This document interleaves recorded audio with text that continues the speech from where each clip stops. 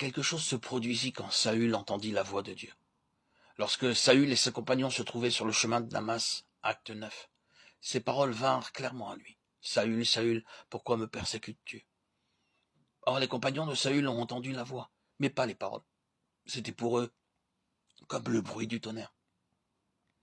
Mais Saül put demander, « Qui es-tu, Seigneur » Le Seigneur répondit, « Je suis Jésus que tu persécutes. » Alors Saül poursuivit, « Que veux-tu que je fasse » Saül questionna Dieu parce qu'il avait entendu sa voix.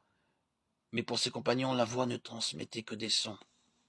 Ils ne pouvaient pas comprendre. Telle est la condition des disciples dans Matthieu 17. Ils avaient entendu beaucoup de sermons tout simples, mais ils n'avaient pas pu en saisir le véritable sens. En une certaine occasion, notre Seigneur Jésus-Christ dit « Gardez-vous du levain des pharisiens ».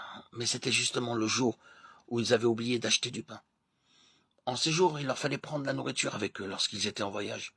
Les disciples pensèrent alors que le Seigneur les mettait en garde à cause de cet oubli. Bien souvent, ils ne comprenaient pas ce qu'il leur disait. De la même façon, vous pouvez entendre beaucoup de sermons, mais les paroles n'en deviennent pas pour autant votre expérience journalière. Dans beaucoup de cas, ces paroles entrent par une oreille et sortent de l'autre.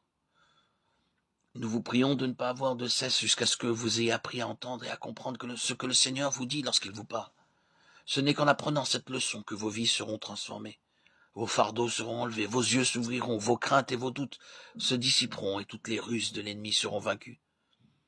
C'est une chose merveilleuse que d'entendre la voix du Seigneur. Dans Matthieu 16, 13 à 15, le Seigneur Jésus pose 2 questions à ses disciples. La première, qui dit-on que je suis, moi, le Fils de l'homme? C'est à dessein que le Seigneur Jésus-Christ a posé. Ensuite, la seconde question, c'est pour leur révéler le secret d'entendre la voix de Dieu. Quant à la première question, les disciples répondirent, les uns disent que tu es Jean-Baptiste, les autres Jérémie ou l'un des prophètes. La seconde question qu'il leur adressa fut la suivante, et vous, qui dites-vous que je suis? Aussitôt Pierre s'écria, tu es le Christ, le Fils du Dieu vivant.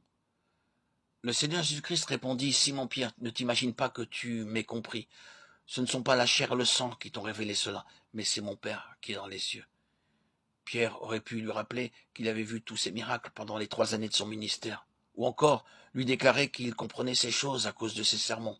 Mais le Seigneur Jésus-Christ disait en fait, ce ne sont pas la chair et le sang qui t'ont révélé cela, ce ne sont pas mes miracles et mes sermons qui vous donnent cette révélation.